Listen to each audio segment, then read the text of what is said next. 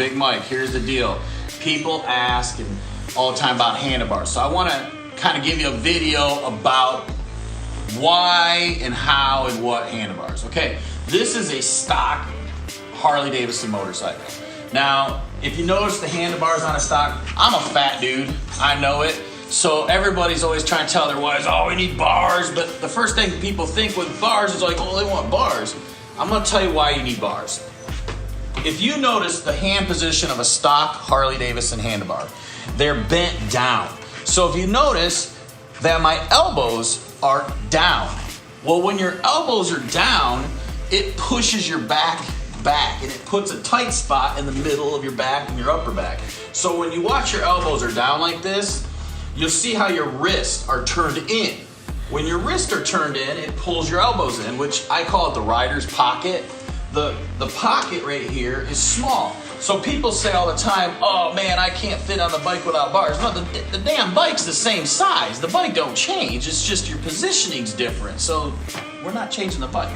Now, here's the difference. So you see how my elbows are in, my wrists are down, and also the bars are in more. So when you're trying to lift a heavy motorcycle up, your hands are in closer, so you're more weight, so it feels heavier. So now I'm gonna show you the difference of a not stock bike. Over here on this one.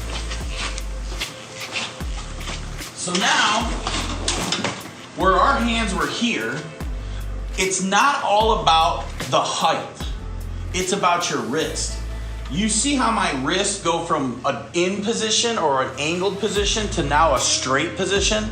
When your hands are straight like this, now my shoulders are out. My elbows, they're out. So what you notice is the pocket that used to be this small is now substantially larger. So you feel like it's bigger. You feel like the bike's bigger now because your pocket is bigger. You're not crunched. You're now relaxed.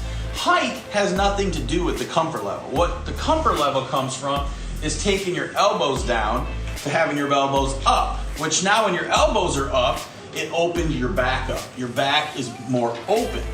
Like in motocross, you race with your elbows up, not with your elbows down.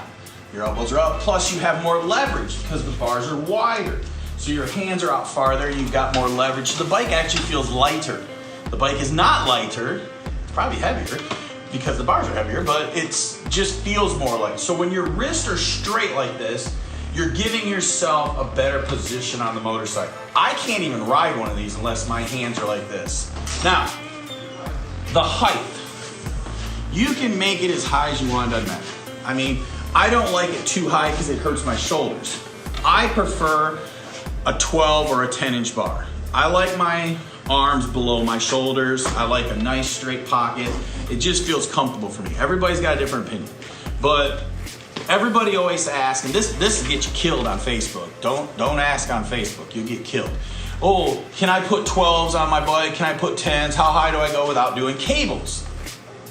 That is a tricky question because what'll happen is when you ask somebody on Facebook about cables, they own a 2014 and they're like, oh, you can put 12s on it. But you might be talking to a guy with a 13 down.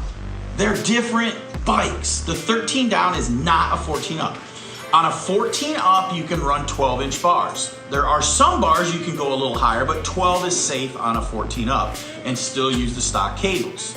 If you're on a 13 and down, it is a different motorcycle. You can run 10-inch bars and use the cables.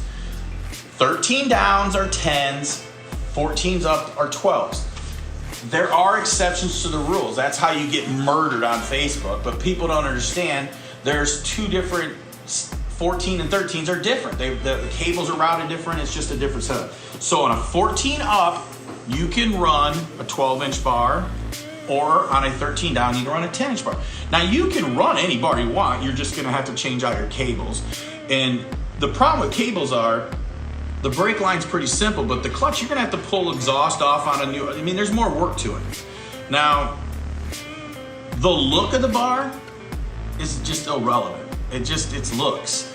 It doesn't matter if this bar had a straight, a hook, a round, it don't mean nothing, it's just looks. It's about the position. When you see the wrist straight, the back's open, you're comfortable.